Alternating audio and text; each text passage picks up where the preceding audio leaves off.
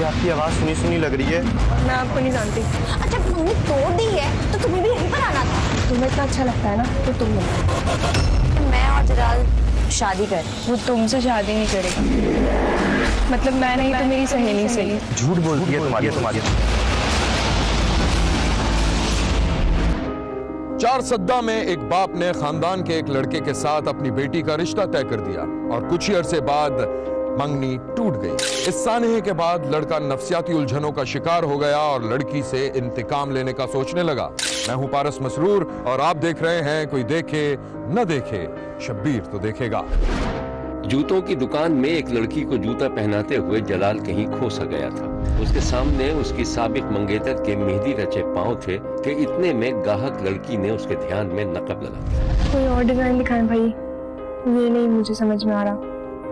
अच्छा 75-80 फेंकना। साथी ने ऊपर से जूते का डब्बा फेंका। जलाल ने डब्बे से जूता निकाला और लड़की को पहना दिया। लड़की ने चल फिरकर इत्मीनान का इजहार किया। जलाल ने जूता उसके हवाले किया और वो काउंटर पर पैसे देने पहुंच गई। बस ठीक है, इसको पैक कर दें भाई। चलो। हाँ चलो।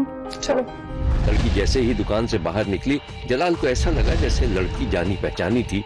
वो दौड़कर बाहर चला गया। सुने, एक सेकंड, एक्सक्यूज मी, मुझे आपकी आवाज़ सुनी सुनी लग रही है। कहीं देखा है मैंने आपको। नहीं, मैं आपको नहीं जानती। चलो। लड़की जो अपनी सहेली के साथ थी, उसने अपना चेहरा मजीद अच्छी तरह छुपा लिया था। जलाल हैरानी से उसे देखता हुआ उल्टे पांव दुकान की तरफ बढ़ा तो शीशे के दरवाजे से टकरा गया। जलाल, देखकर चलो, कौन थी लड़की? मेरे मोहल्ले की थी। अच्छा। यार 9 नंबर फेंकना। शब्बीर ने देखा कि समरीन और उसकी सहेली किसी फास्ट फूड की दुकान पर मौजूद थी। क्या बात सुन, लड़का तो बहुत अच्छा, मंगनी क्यों तोड़ दी उससे? अरे बेचारा, ऐसे जूते पहना रहा था ना। इस बात को छोड़, ये बताओ समझ पहचाना तो नहीं ना? शक तो हो गया होगा। अच्छा मंगनी तोड़ दी है तो तुम्हें भी यहीं पर आना था। यार मैं तो उसको देखने आई थी कि उसकी कैसी हालत है अब। अच्छा हाँ भाई, मोहब्बत हो गई ना उससे। अब्बा ने बोला कि उसकी मारी हालत खराब है, तो मैंने भी सुन ली। फिर अब क्या करोगी? जहाँ घर वाले बोलेंगे वहां कर लूंगी शादी। ऐसा करना, मेरी उससे दोस्ती करवा दे। उससे क्या होगा? फिर मैं तुम दोनों की दोस्ती करवा दूंगी। अच्छा वक्त गुजर जाएगा। जल्दी बर्गर खाओ चलो। अच्छा ऐसा है मजे का। समरीन को अपनी मंगनी टूटने का अफसोस तो था ही, लेकिन बड़ों के आगे मुंह खोलने की हिम्मत नहीं थी। उधर जलाल जो उसका साबिका मंगेतर था, समरीन को हर हालत में पाना चाहता था और उससे मुलाकात करने के बहाने ढूंढता रहता था। एक दिन समरीन अपनी सहेली के साथ बाजार में शॉपिंग कर रही थी कि उसका फोन बजने लगा। समरीन ने एक तरफ होकर फोन उठा दिया। अजीब मौसम हो रहा है, कभी गर्मी तो कभी सर्दी। हेलो, कौन? बात हो सकती है तुमसे? कौन बात कर रहा है? नाम क्या है तुम्हारा? जलाल बात कर रहा हूँ, पहचाना? मगर तुमने मुझे क्यों फोन किया है? किसका फोन है? समरीन ने इशारे से उसे चुप रहने के लिए कहा और मजीद कुछ दूर खिसक गई। समरीन, मैं तुमसे मिलना चाहता हूँ, सिर्फ एक बार प्लीज। तुम्हारा दिमाग तो ठीक है? देखो हमारे दरमियान जो भी रिश्ता था ना वो अब खत्म हो चुका है, इसलिए आइंदा के बाद मुझे फोन नहीं करना। अल्लाह हाफिज। अरे मेरी बात तो सुनो। हेलो। हद होते यार, कुछ तो बताओ ना, क्या हुआ? जलाल का फोन था ना? तुमने कैसे पता? मेरी उससे बात हुई, मैंने उससे कहा था कि तुम्हें फोन कर। अरे तुम्हारा दिमाग तो खराब नहीं है? अगले हफ्ते मेरी शादी है। तो क्या हो गया? एक बार मिल तो लो उससे। तुम्हें इतना अच्छा लगता है ना तो तुम मिल लो, मेरा उससे कोई रिश्ता नहीं। अब चलो घर, तुम जाओ, मुझे जलाल से मिलो। वो मेरा इंतजार कर रहे हैं यहीं बाजार में। ओह माय गॉड यार, तुम मुझे बदनाम करवाओगी। ऐसा कुछ भी नहीं है, जाओ तुम।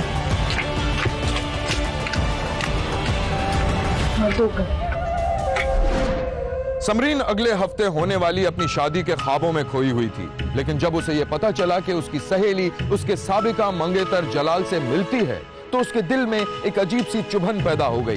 उसने यह फैसला किया कि वो जलाल से मुलाकात करके अपनी सहेली का पत्ता काट देगी, क्योंकि वो नहीं चाहती थी कि जलाल उसकी सहेली की मार्फत उससे राब्ता रखे।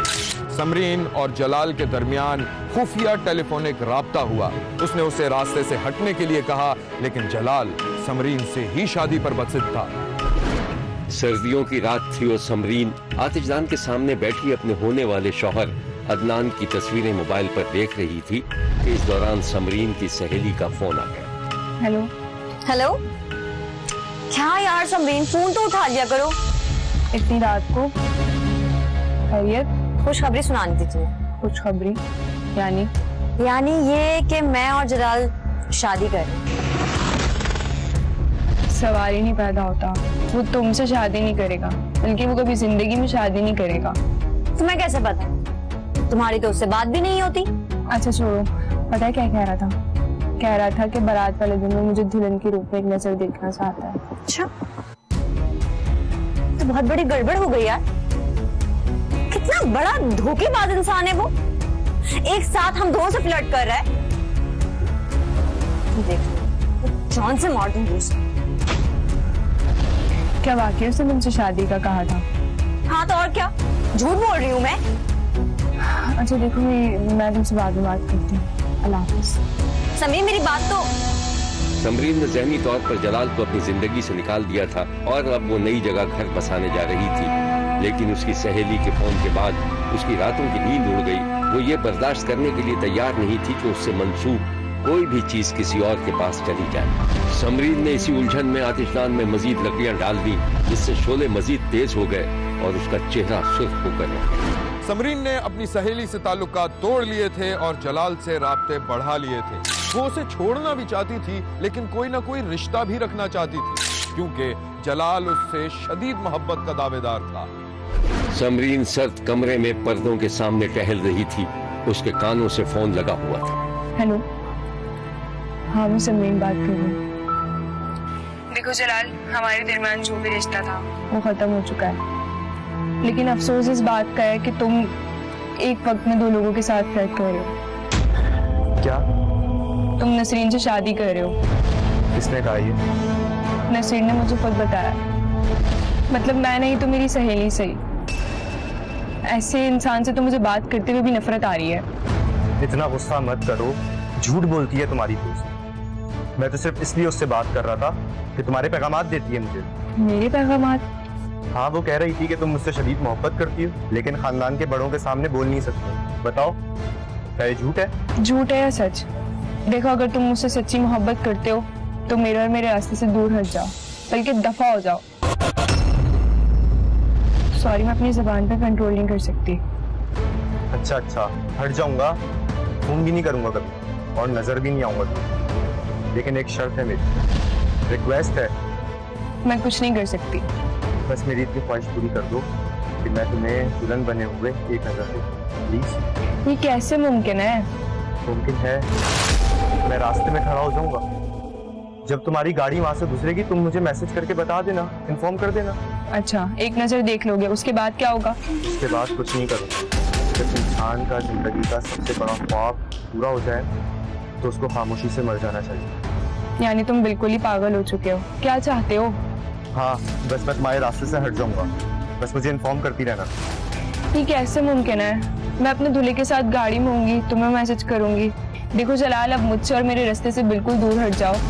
मैं अब किसी और की होने वाली हूँ। बात सुनो समरीन।